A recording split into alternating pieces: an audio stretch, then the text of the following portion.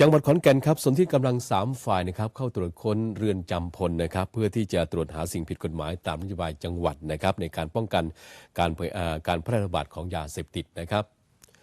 นายสมศักดิ์จังตระกูลครับผู้ว่าราชการจังหวัดขอนแก่นครับนำเจ้าหน้าที่ชุดปฏิบัติการจู่โจมตรวจค้นเรือนจำพล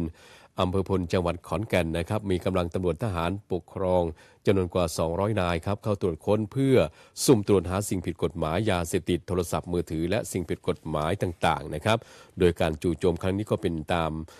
มาตรการสำคัญนะครับที่จะช่วยเพิ่มประสิทธิภาพในการแก้ไขปัญหายาเสพติดและก็สิ่งผิดกฎหมายภายในเรือนจำนอกจากนี้นะครับในการปฏิบัติการดังกล่าวนี้ก็เป็นมาตรการด้านการปราบปรามยาเสพติดในจุดเสี่ยงการค้าและการแพร่ระบาดยาเสพติดของศูนย์อำนวยการป้องกันและปราบปรามยาเสพติดจังหวัดขอนแก่นซึ่งถือเป็น